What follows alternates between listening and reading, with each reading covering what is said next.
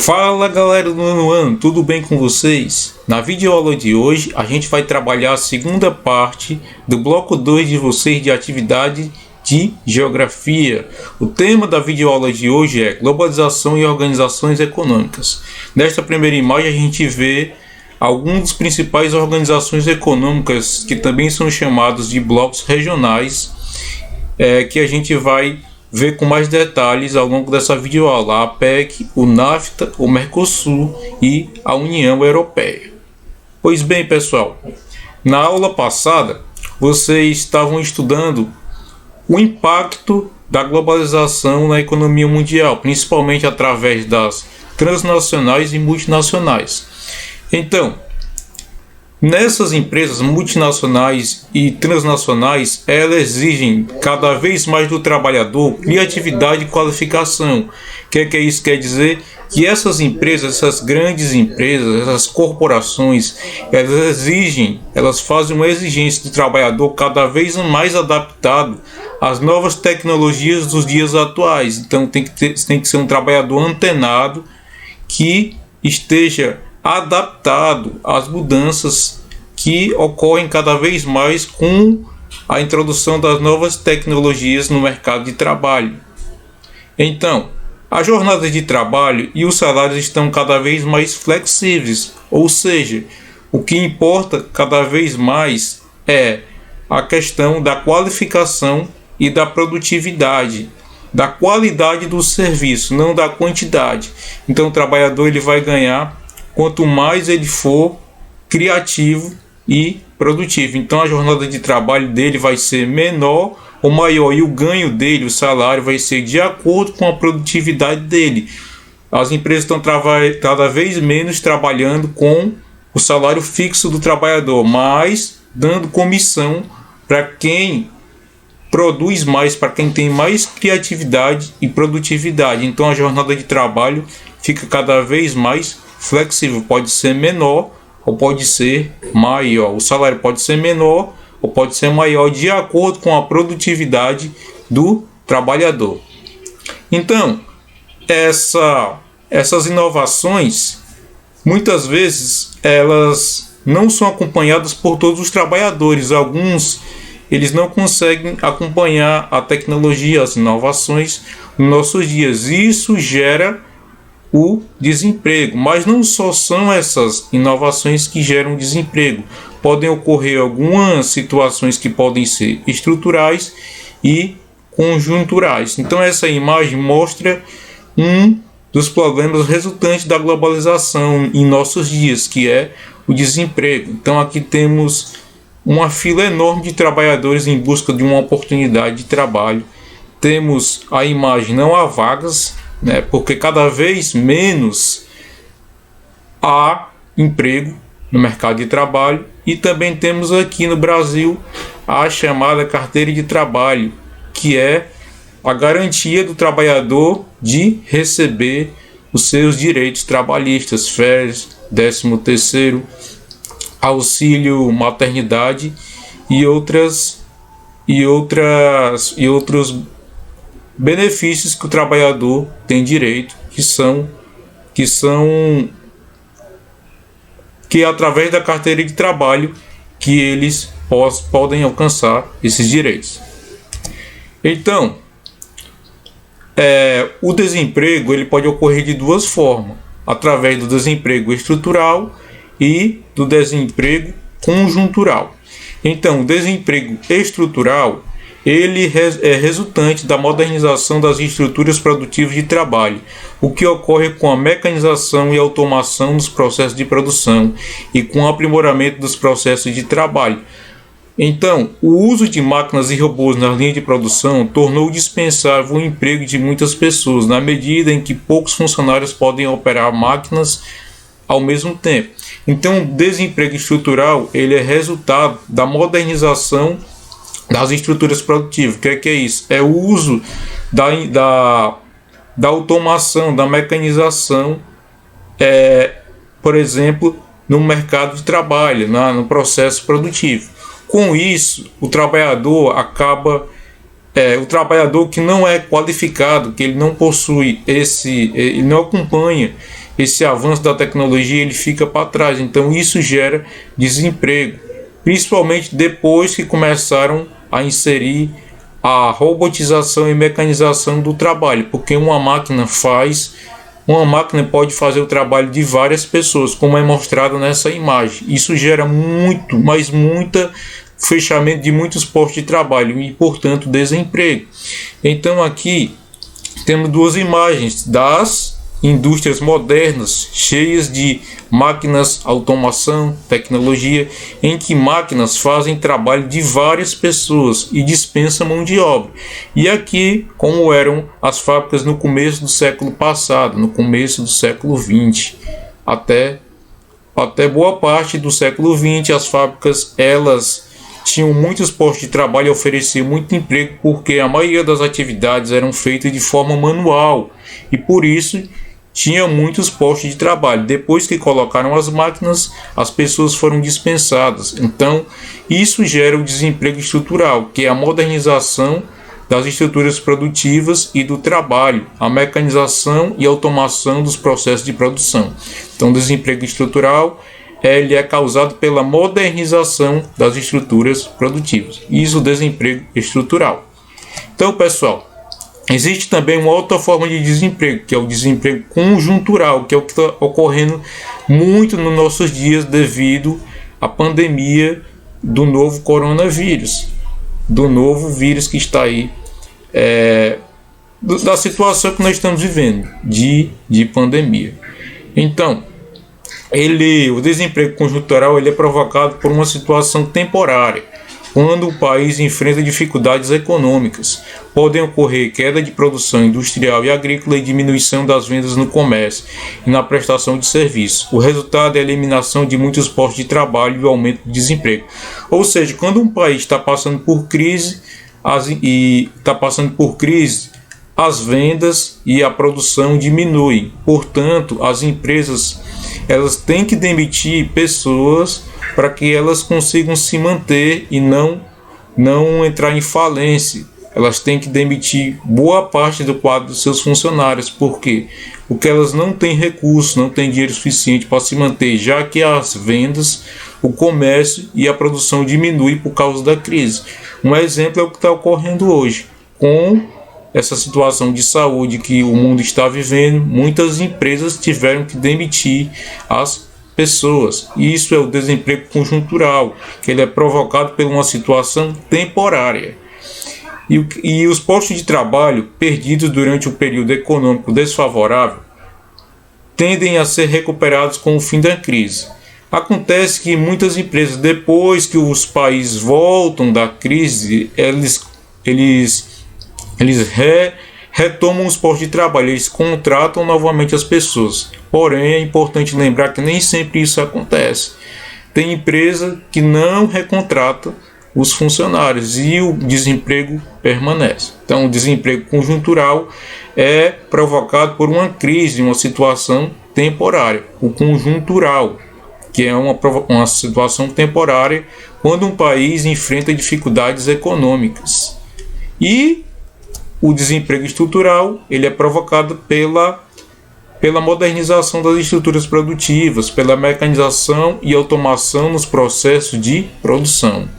Então, essas são as duas formas que geram desemprego no mundo, que é o desemprego estrutural e o desemprego conjuntural. Então, após a Segunda Guerra Mundial, os países eles passaram a se aproximar um dos outros de acordo com interesses econômicos e ideológicos, já que o mundo ficou dividido em dois blocos, o bloco capitalista e o bloco socialista. Teve o chamado período da Guerra Fria após a Segunda Guerra Mundial, e nesse período aí os países começaram a se aproximar e fazer comércio entre si de acordo com proximidade geográfica, com interesses ideológicos, políticos e econômicos. Então, a reorganização mundial ocorrida após o fim da Guerra Fria deu origem às organizações econômicas em diferentes regiões do planeta, também chamada de blocos regionais. Então, quando os países se aproximaram começaram a estabelecer essas relações de comércio, relações políticas, surgiu os chamados blocos regionais, que também recebe a denominação de blocos econômicos. Então, o que são blocos regionais? São países que se reúnem para estabelecer relações de comércio privilegiadas entre si. Então, quais são os objetivos dos blocos econômicos? Facilitar e ampliar o comércio entre os membros e reduzir os custos de produção e de transporte, gerando maiores lucros. Devido aos países ter essa relação comercial, o que vai acontecer? Eles vão fazer acordos para reduzir os custos de produção, de transporte e gerar mais lucro. Eles também geralmente reduzem ou então eliminam as taxas de exportação para que o comércio fique ainda melhor. Importação, que é a compra de produtos do exterior entre os países membros. Então, o objetivo é que todo mundo saia ganhando, que gere lucro entre os países membros, reduzindo taxas, custos de produção, custos de transporte, custos de importação. Então, todos esses acordos entre os países visam com que todos saiam ganhando e que no final todos tenham lucro. Então, esse é o objetivo dos blocos regionais. O primeiro bloco econômico a se formar foi a Comunidade Econômica Europeia em 1957. Essa Comunidade Econômica Europeia ela surgiu exatamente na época em que a Europa estava em crise e que os Estados Unidos estava crescendo. Para concorrer com os Estados Unidos em 1957, alguns países europeus decidiram criar a Comunidade Econômica Europeia, que se expandiu e hoje é o principal bloco econômico do mundo, que possui moeda única, livre circulação de capitais, pessoas e mercadorias. É o bloco que tem a maior nível de integração, em que as decisões políticas são tomadas em conjunto na União Europeia. Então, a Comunidade Econômica Europeia foi o primeiro bloco econômico a surgir e hoje ela se chama União Europeia. Então, na prática, o primeiro bloco econômico que surgiu no mundo é a atual União Europeia. União Europeia, primeiro bloco econômico que surgiu, foi lá em 1957 com o nome de Comunidade Econômica Europeia. A maior parte dos blocos econômicos, porém, se constituiu depois da Guerra Fria, com a extinção dos blocos socialista e capitalista. Então, esse foi o primeiro bloco que foi lá ainda durante a Guerra Fria, que foi a Comunidade Econômica Europeia, que hoje é a União Europeia, mas após o fim da União Soviética, lá no final da década de 80, com o início da década de 90, com o fim do chamado socialismo, aí que os blocos econômicos se expandiram e surgiram em outros lugares do mundo, foram além da Europa. Como é que ocorre o funcionamento dos blocos econômicos? Como eles funcionam? Tratados econômicos regem esses acordos e podem estipular diferentes tipos de relações econômicas. Então, os tratados econômicos é que regem os acordos que é feito entre os países membros dos blocos. Então, aqui nós temos uma imagem que mostra os principais blocos econômicos existentes no mundo. O primeiro deles, que está na legenda, nesta cor aqui, turquesa, azul, entre azul e verde, nessa cor turquesa, ele representa o bloco Mercado Comum do Sul, que é o bloco Mercosul, na qual o Brasil faz parte. Então, o nosso país faz parte do Mercosul, que também possui como membros a Venezuela, que estava ameaçada de saída, o Paraguai, o Uruguai e a Argentina. Então, esses são os países membros do Mercosul: Brasil, Uruguai, Paraguai, Argentina e Venezuela. Além do Mercosul, existe também a SADC. A SADC era para ser essa daqui, é porque essa legenda, as cores estão trocadas. Eles trocaram as cores do NAFTA com as cores da SADC. Mas a SADC é a Comunidade para o Desenvolvimento da África Austral. Ela é formada por 14 países aqui na parte sul do continente africano. Os principais países membros são República Democrática do Congo, Angola, Moçambique e África do Sul. Então eu citei aqui alguns dos principais, mas são 14 países membros. E aqui deveria estar na cor verde, mas está em rosa, né? E neste tom de amarelo aqui nós temos os antigos países da União Soviética, que representam 11 países da chamada Comunidade dos Estados Independentes. O principal deles é a Rússia. Aí tem uma série de outros países como Cazaquistão, Turquemenistão, Azerbaijão, Armênia, entre outros. Todos esses países, eles fazem parte da Comunidade dos Estados Independentes e são 11 membros. O principal país, sem dúvida nenhuma, é a Rússia. Temos também a chamada Comunidade Andina, que é formada por 4 países aqui na região da Cordilheira dos Andes, como Colômbia, Equador, bem pequenininho aqui, o Peru e a Bolívia. São os vizinhos do Brasil que fazem parte da Comunidade Andina.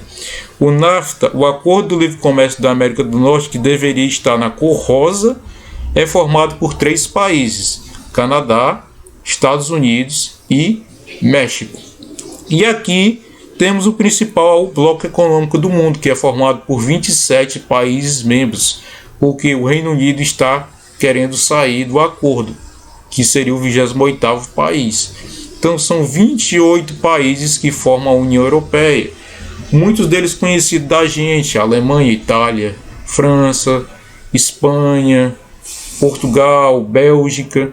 Então todos esses países aqui, eles fazem parte, Áustria, fazem parte da União Europeia, principal bloco econômico do mundo, que possui o maior nível de integração. Então, aqui também temos o chamado bloco econômico da APEC, que está pintado nessas linhas vermelhas. Então a APEC é formado pelos a Cooperação Econômica Ásia-Pacífico, ou seja, os países da região do Oceano Pacífico, tanto desse lado quanto desse. Então o Oceano Pacífico ele está presente aqui e aqui nesse mapa. Então os países do Oceano Pacífico, tanto no continente da América do Norte, da América do Sul, da Ásia e da Oceania, eles fazem parte da APEC, que está aqui pintado na cor, nessas linhas diagonais, na cor vermelha. Lembrando que um país pode fazer parte de vários blocos econômicos, não só de um, como vocês podem ver. Por exemplo, Estados Unidos, Canadá e México, eles fazem parte tanto do NAFTA quanto da APEC, por exemplo, né? Então vocês veem que a Rússia, que é grandona, ela faz parte tanto da CEI quanto da APEC. Os próprios países aqui da Comunidade Andina, alguns como por exemplo o Peru também faz parte da APEC. Então um país pode fazer parte de mais de um bloco econômico. Então esses são os principais, e o que o Brasil faz parte é exatamente o Mercosul, junto com o Uruguai, com a Argentina, com o Paraguai e com a Venezuela. Então esses são os principais blocos econômicos do mundo. Agora vamos ver as questões referentes a essa nossa videoaula. Então, a quarta questão fala sobre o desemprego. Ele é provocado por uma situação temporária. Lembre-se, uma situação temporária, que a gente até falou aqui, que é uma situação temporária. Quando um país enfrenta dificuldades econômicas e o resultado é a eliminação de muitos postos de trabalho e o aumento do desemprego. O parágrafo acima se refere a qual tipo de desemprego? É aquele tipo de desemprego que o país está em crise, as empresas demitem as pessoas e talvez recontratem quando a economia do país melhorar. Como é que é o nome desse tipo de desemprego? Desemprego colonial, letra A. Letra B, desemprego estrutural. Letra C, desemprego regional. E letra D, desemprego conjuntural. Repetindo, é aquela situação temporária que as empresas elas demitem os funcionários quando o país está passando por uma crise, que as vendas, o comércio e a produção diminui, que eles são obrigados a demitir as pessoas. Esse tipo de desemprego é o que? Desemprego colonial, desemprego estrutural, desemprego regional ou desemprego conjuntural. E aí, qual é a resposta, pessoal? A quinta questão, ela fala o seguinte: como se chama o primeiro bloco econômico a se formar, que foi aquele lá de 1957, que era a Comunidade Econômica tal, lembra? Como é que é o nome desse bloco? Ele tem um nome atualmente. Esse nome desse bloco é União Europeia, letra A, Mercosul, letra B, NAFTA, letra C, ou Comunidade Andina, letra D. Então, como foi chamado aquele bloco econômico que teve origem em 1957, como a Comunidade tal? Essa comunidade tem um nome hoje em dia de quê? De União Europeia, de Mercosul, de NAFTA ou de Comunidade Andina.